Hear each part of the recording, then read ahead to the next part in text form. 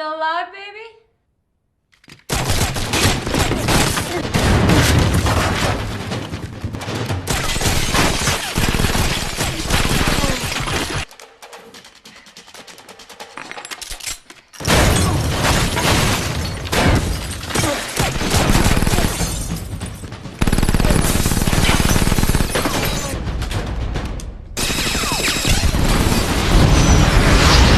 John Smith and his wife, Jane, are at marriage counseling, where they reveal that they have been married for 5 or 6 years, but their marriage is on the rocks.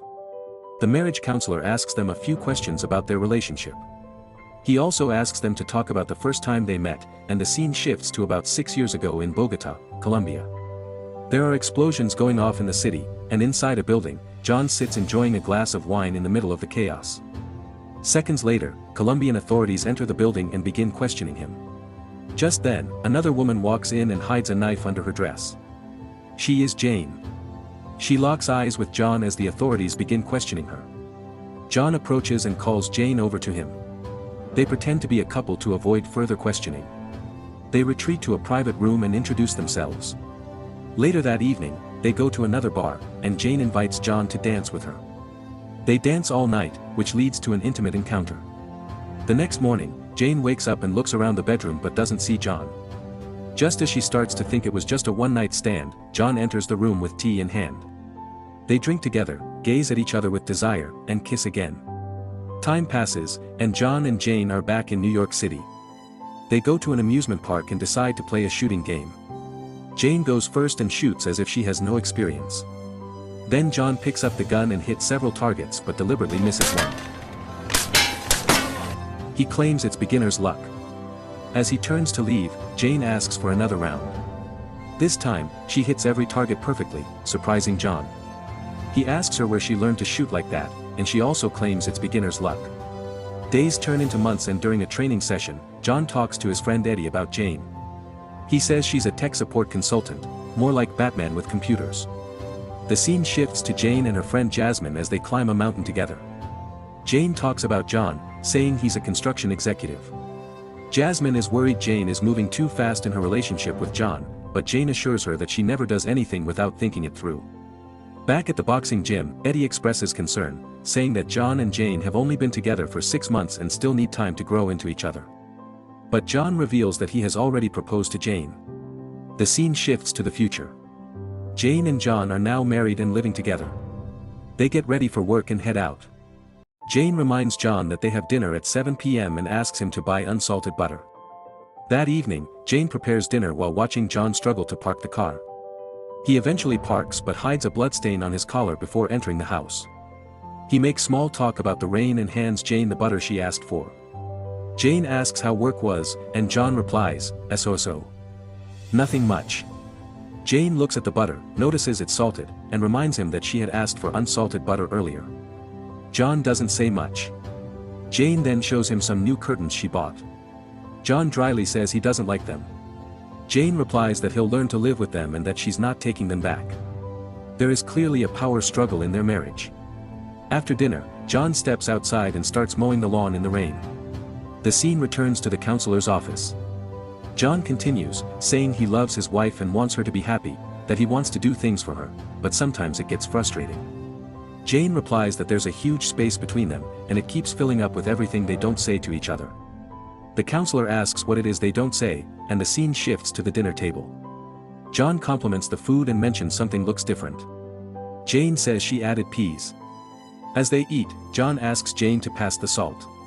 Jane replies that it's in the middle of the table, the same distance from both of them. John takes it as disrespect and reaches for the salt dramatically, which irritates Jane. The disconnection grows. Jane picks up a book to read while eating, and John hides behind his newspaper as if they're competing. After dinner, John does the dishes, but when he misses a spot, Jane grabs the plate and washes it again. John is uncomfortable with the cold behavior but can't bring himself to say anything. Instead, he breaks a plate and pretends it was an accident. Just as he's about to use the moment to talk, the phone rings. Jane rushes to answer it. Seconds later, she's dressed and heading out for work. The counselor tells them they probably feel like they're the only ones going through this, but he can assure them that millions of others in marriages face the same struggles. The scene shifts to Jane arriving at her workplace. She heads inside and meets security guards who check her belongings and lead her into a room to meet a man. At the same time, John leaves and heads to a bar. He walks into a private room where 3 men are sitting and playing poker. He pretends to be drunk and clumsy when they ask him to leave. John tells them he has money and would like to play with them. He also mentions Lucky, who is apparently the boss of the men, and the person John is looking for. Eventually, the 3 men let John play. They drink and laugh together. Back to Jane. She undresses and pretends to be a lady of the night sent to pleasure the man. She ties him up, and as things get intense, she reveals that she knows he sells guns to some dangerous people. She then disconnects him from the world and makes a quick escape.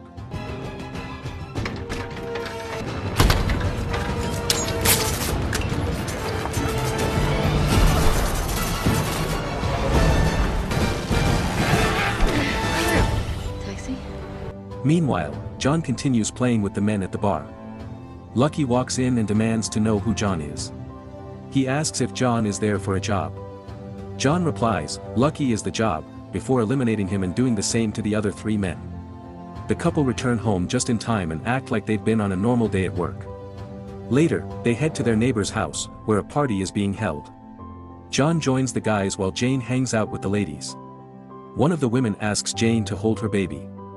As she does, the baby smiles at her, causing Jane to feel a warm emotion. She glances at John, who looks back at her before walking away. That night, before bed, both of them receive a phone call at the same time and act very secretive about it. John asks Jane who called, and she says it was her father, claiming he has a cold. John tells her to visit him, and she agrees. Jane then asks John who called him, and he replies, the Atlanta office, something about a problem with the specs for the dam. He adds that he'll be flying out in the morning. When morning comes, John heads to the shed, opens a secure door, and enters a room filled with guns and grenades before heading out. Meanwhile, Jane, who had been pretending to sleep, finally gets out of bed. She walks to the kitchen and retrieves her own arsenal of weapons.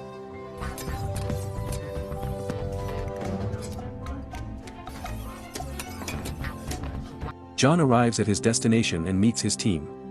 An old woman hands him a boarding pass, taxi receipts, and a hotel bill upon arrival in Atlanta. He enters a secure room, locks all the doors and windows, and listens to a secret briefing. The mission: eliminate a man named Benjamin Dans, aka the Tank. The voice explains that Benjamin is a threat to the firm and is currently under DIA custody. He is scheduled to be transferred from the ground to a helicopter at the North Mexican border, and John must ensure that doesn't happen. Meanwhile, Jane arrives at her own base of operations. She works for a rival organization and is given the same mission: eliminate the Tank. On the day of the mission, Benjamin is being transported in a convoy. Jane watches from a distance, sets her traps, and waits. As she lies in wait, John arrives and unknowingly trips one of Jane's traps. She notices the interference but doesn't recognize it's her husband. She assumes it's just a civilian. John walks into position and pulls out a bazooka to target Benjamin's car. Jane intervenes and shoots at him. When John recovers, he fires back at Jane's location, forcing her to dive out of the way just in time. Moments later, the convoy hits Jane's second trap, triggering an explosion. The mission fails, and Benjamin's transport is aborted. Both Jane and John escape, fearing they might have been identified. John meets with Eddie and shares his concerns. He asks if Eddie has ever been ID'd during a mission. Eddie says no. John worries he's in trouble. He doesn't know who the rival was but recalls it was a woman. Eddie asks if John found anything else. John replies that he recovered a destroyed laptop, which has now been sent to the office. Meanwhile, Jane storms into her own base, demanding information about the person who interfered with her mission. One of her assistants hands her a phone and says, "It's Father." Jane answers the call and informs him that the mission failed. Father tells her they don't tolerate failure. Jane explains that another player was involved. Father gives her 48 hours to clean up the mess, reminding her they don't leave witnesses. After the call, Jane sets her sights on a new target, John. John visits a repair shop and meets a woman named Gwen. He wants to trace the laptop to identify the rival operative. Gwen finds an upgraded RAM module, runs some code, and discovers that the chip is Chinese, imported by a company called Dynamics. She gives John a billing address, 570 Lexington Avenue, New York, Suite 5003. John goes to the address and carefully scans the area. When he locates the suite and reads the name, he is shocked to find out it belongs to his wife. Meanwhile, Jane reviews footage from the mission. As she analyzes the body language and the way the man moves his feet, she suddenly realizes the rival operative was her husband. She's still in shock when her assistant informs her that John called to ask if she'll be home for dinner. Jane replies, yes. John arrives home and walks cautiously through the house, as if expecting traps. He finally comes face to face with Jane, who coldly offers him a drink. "You're home early," she says. "I missed you," he replies. "I missed you too," she answers. They head to the dining room. John discreetly pours out his drink, suspecting it may be poisoned. Jane takes the fruit from the wine and eats it, silently letting him know the wine is safe. As she leaves to get the food, John hides a kitchen knife in his jacket. Jane returns with the meat, and when she picks up a knife, John panics and jumps up, suggesting he carve the meat instead, claiming she must be tired from her day. She lets him take over. Jane then walks to the other side of the table and pulls out another knife to cut the bread. Afterwards they sit down to eat. John asks how work was, and Jane replies dryly that there was a little trouble, but she'll fix it. They both pretend not to know each other's secrets, and the air fills with tension and awkwardness. John eats each bite like it might be his last. After what feels like hours of silence, John offers to pour more wine for Jane. As he does, he accidentally drops the bottle. Jane catches it just before it hits the floor. They lock eyes tensely. Jane then drops the bottle, spilling the wine all over the floor. They use the spilled wine as an excuse to part ways, each saying they'll grab a rag. John walks into a room and later comes out with a gun. He calls out to his wife. Jane, now outside, jumps into a car and tries to drive away. John hears the engine and rushes out. He chases the car on foot through the neighborhood, eventually colliding with a fence and accidentally firing a shot at Jane. She survives, but she's furious. John tries to explain it was an accident, but Jane runs him over with the car. John climbs inside, and Jane jumps out of the moving vehicle. The car crashes into a fence, with John still inside. With nowhere else to go, John visits his friend Eric. Eric sees John's bruised and battered state and asks what happened. John simply replies, "My wife happened." Inside, John explains to Eddie that Jane tried to kill him. Eddie misunderstands and thinks it's simply a marriage problem, but John tells him that Jane is the girl from the last mission, the one who escaped. Meanwhile, Jane meets with Jasmine and fills her in on everything about John. Jasmine tells Jane to eliminate him, after all, she doesn't love him. Eddie tells John to do the same thing. The next day, John goes to Jane's hideout and sneaks in through the vent. He calls Jane and warns her to leave the city, or else he'll be forced to kill her. Jane calls his bluff while searching the building to figure out where he's hiding. John reveals he planted a bomb in the building. Once the system detects it, Jane issues an evacuation order. As everyone flees, she erases the data on the computer to wipe her records clean. John catches up to Jane, but he doesn't have it in him to shoot, and she runs. That night at Eddie's place, Eddie scolds John for not taking the shot when he had the chance. John makes an excuse, saying a lot was going on. Eddie warns John that he has 18 hours to finish the job, and if it's not done by then, they'll come after him. John tells Eddie that Jane is his wife, but Eddie reminds him she's the enemy and works for their rival. The next day, John returns to a construction site under the pretense of work. He enters an elevator, and when it reaches 70 feet above ground, it suddenly stops. A voice on the elevator speaker says there's a problem and someone will be sent to fix it. John quickly deduces that the person behind the voice is Jane and calls her out. Jane gives him the same choice: skip town and never come back, or I'll blow up the elevator. John refuses and dares her to do it. Jane hesitates, showing that she still cares for him, but with her colleagues watching, she presses the button. The elevator freefalls, and the camera feed cuts out. The elevator hits the ground with a loud crash, sending workers scattering. Jane steps out of the RV and stares in the direction of the crash. That night, Jane sits alone at a restaurant, a tear rolling down her cheek as she thinks about what just happened. Then, a hand grabs hers and pours her a drink.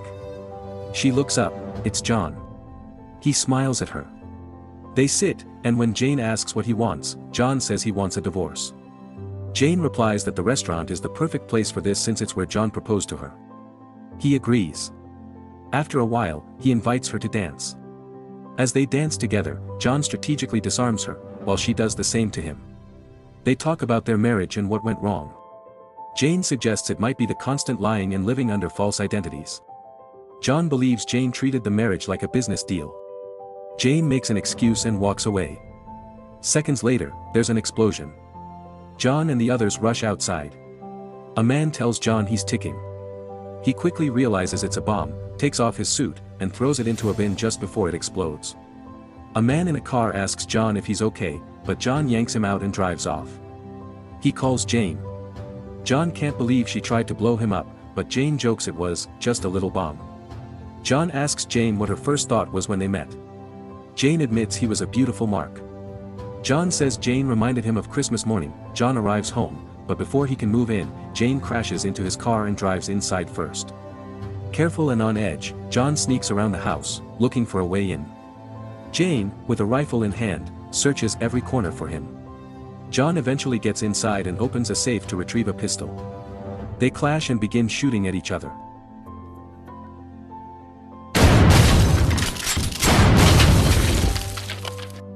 You still alive, baby?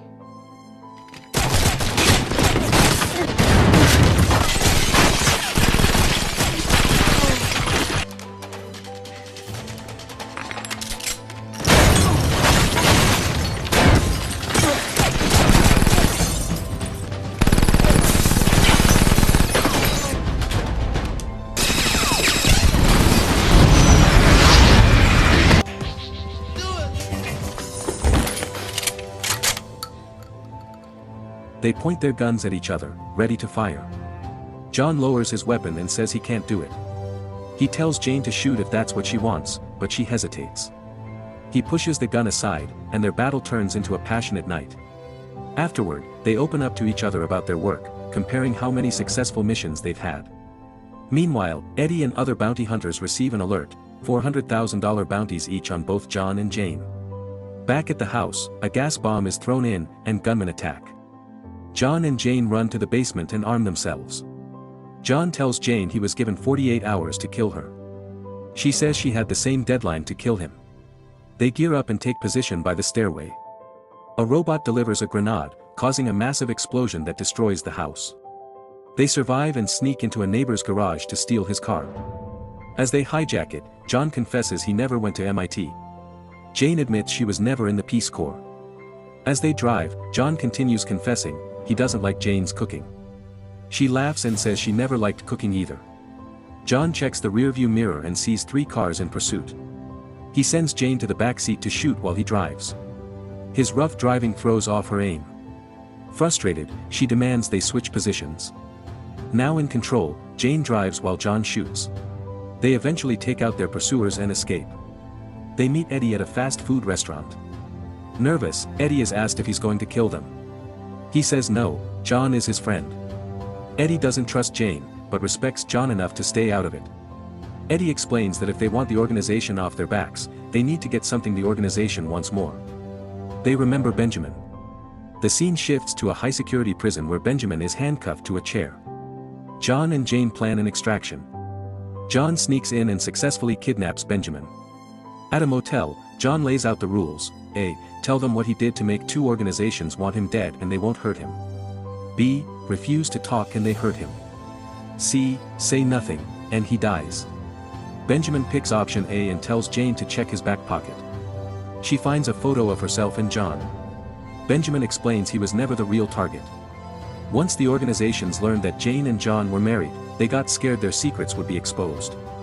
So, they used Benjamin as bait to lure the couple out and turn them against each other. Benjamin says he's being tracked, through his belt. They check it and find they have less than 2 minutes to evacuate before troops arrive. They flee and head to a store, suiting up with armor and guns. Jane spots a stylish suit and suggests they take care of business in style. The fight begins. John and Jane watch each other's backs, taking down enemies with their unique skills. Eventually, they're overwhelmed and hide in a cabinet. Jane says there's no place she'd rather be than with John. He smiles. They burst out and unleash firepower like never before, delivering bullets faster than Amazon Prime. The final scene cuts to the counselor's office. John says they're giving their marriage a real chance and learning to love each other, flaws and all. Jane agrees. She adds that they rebuilt the house. The therapist tries to ask another question, but John interrupts, repeat the one about our sex life. He holds up a hand, it's a 10 out of 10 experience. Thanks for watching.